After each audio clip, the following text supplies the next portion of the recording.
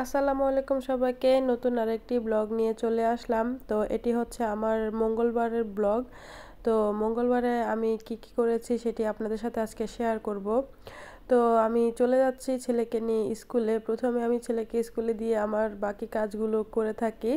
তো অনেক বৃষ্টি হচ্ছিল, আমার ছেলে আবার ছাতা ছাড়া বের হবে না, ওর হচ্ছে এটা অনেক পছন্দের একটা ছাতা।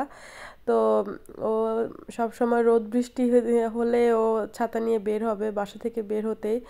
তো ও এই তো টুকটুক করে চলে যাচ্ছে ছাতা নিয়ে মাথায়। তো এখানে একজন আফ্রিকান লোক আর কি মার্কেটের সামনে সব সময় বসে, যাওয়ার সময় আমাদেরকে হাই হ্যালো করে। তো আমার ছেলেকে একটু আদর করে ও, তো ওকে ডাক দিয়ে জিজ্ঞেস করতেছিল তুমি কি স্কুলে যাচ্ছ। তো বলতেছে যে কি ঠিক আছে যাও, মন দিয়ে পড়ো, এরকম আর কি বলতেছিল। তো ও একটা কবুতর দেখলো, কবুতর দেখে ও দৌড় দিল।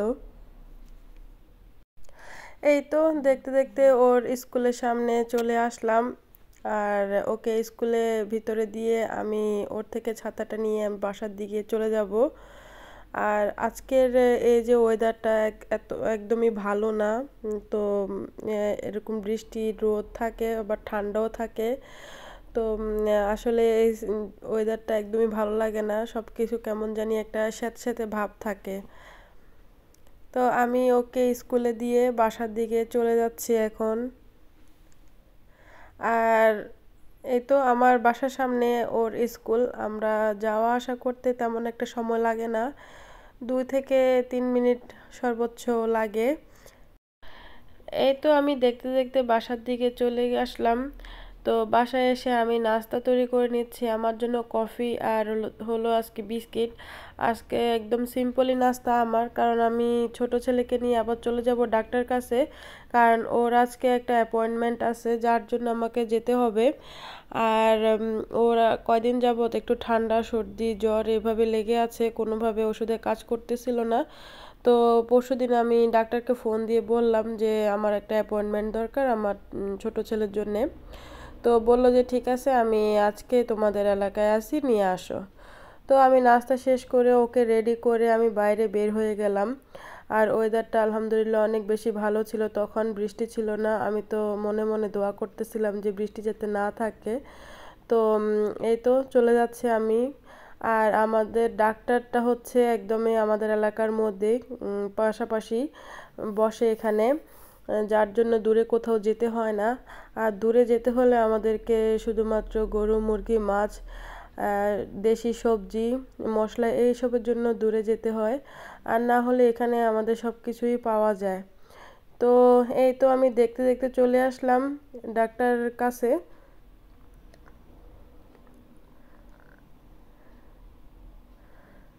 তো এই তো ডাক্তারের জন্য ওয়েট করতেছিলাম। তো আমি ডাক্তার দেখিয়ে এখন আবার বের হয়ে যাচ্ছি, কারণ আমাকে আবার যেতে হবে একটা কাজে। আমার হাজবেন্ড একটা কাজ দিয়ে গিয়েছে, ও ডিউটির জন্য করতে পারতেছিল না, বলল যে কি তোমাকে করতে হবে।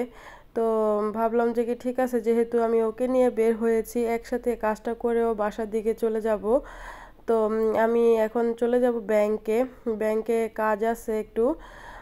কালকে আমার হাজবেন্ড বিকালবেলা একটা অ্যাপয়েন্টমেন্ট নিয়ে নিয়েছিল, তো যার জন্য আজকে আমি গিয়ে ওই কাজটা সেরে নিব।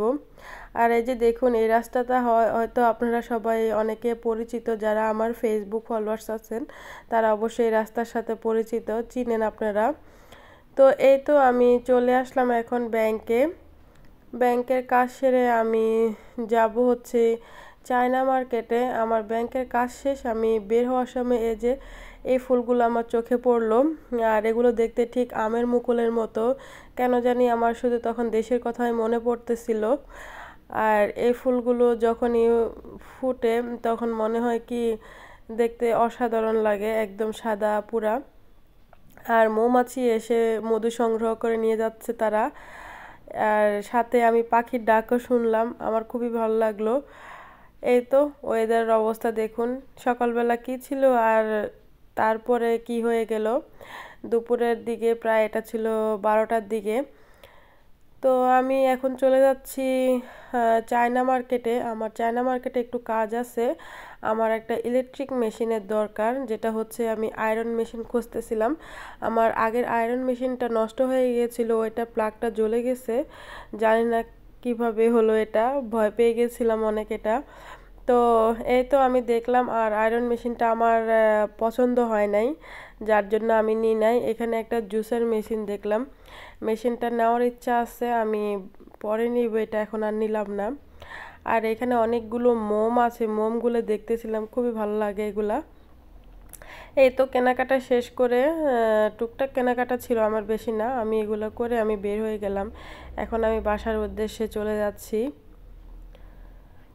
তো আমার এই ভিডিওগুলো যদি আপনাদের ভালো লেগে থাকে, অবশ্যই একটা লাইক কমেন্টস করবেন, সাথে একটা ফলো দিয়ে রাখবেন। এই তো আমি বাসার দিকে চলে আসলাম। বাসায় এসে আম খেলাম, কারণ এই দুইটা আম আমি অনেক আগে নিয়ে আসলাম বাসায়, বা খাবো খাবো বলে আসলে আর খাওয়া হচ্ছিল না। তো কাল চোখে পড়লো, আর ফেসবুক খুললে দেখি যে কি সবাই আম নিয়ে পড়ছে। এখন না আমিও বললাম যে কি ঠিক আছে, আমি তো দুদিন আগে নিয়ে এসেছিলাম, খাওয়া হয়নি, তো খেয়ে নিলাম আমিও। আর দুপুরের জন্য আমি একটু পাস্তা তৈরি করলাম আমার জন্যে। আর পাস্তাটা হচ্ছে আমার ছেলে খায়, ওর জন্য আমি করে রাখলাম একসাথে। আর এখানে মাছ আলু দিয়ে ফুলকপি দিয়ে রান্না করা। এই তো সব কিছু শেষ করে, খাওয়া দাওয়া রান্নাবাড়ি শেষ করে আমার ছেলের স্কুলের টাইম হয়ে গিয়েছিল, 3টা 20 হয়ে গিয়েছিল। তো ওকে স্কুল থেকে আনার জন্য আবার বের হয়ে গেলাম। এই তো ও দৌড়াদৌড়ি করতেছিল, অনেক বেশি দৌড়তেছিল, তখন আমি ধরতে পারতেছিলাম না। তো ভয় লাগতেছিল, রাস্তার পাশে তো অনেক দৌড়াচ্ছে, গাড়ি ঘোড়া চলতেছে, এর জন্য অনেক বেশি ভয় পাচ্ছিলাম। আর একটা মজার জিনিস হচ্ছে, এই দোকানটা হচ্ছে কুকুর বিড়ালকে গোসল করানোর জন্যে। তো এই তো আমি আমার ছেলেকে নিয়ে বাসায় চলে আসলাম। তারপর হাজব্যান্ডও বাসায় আসলো, বললো যে কি ওকে একটু মাংসের, গরুর মাংসের যে নুডলসটা হয় সেটা করে দেওয়ার জন্যে। তো ওকে বিকালবেলা আমি এই নুডলসটা করে দিলাম। আর এই তো বিকালের যে সিনারিটা দেখুন, বাইরের দৃশ্যটা। আমাদের এখানে প্রায় 8টা বাজে, তখন তখন এত আলো থাকে। তো আমার ছেলে বাইরে বের হয়ে ও সাইকেল দিয়ে খেলতেছিল ইতালিয়ান কিছু বাচ্চাদের সাথে। তো আমার ভিডিওগুলো যদি আপনাদের ভালো লেগে থাকে, অবশ্যই একটা লাইক কমেন্টস করবেন আর একটা ফলো দিয়ে রাখবেন। সবাই ভালো থাকবেন, আল্লাহ হাফেজ।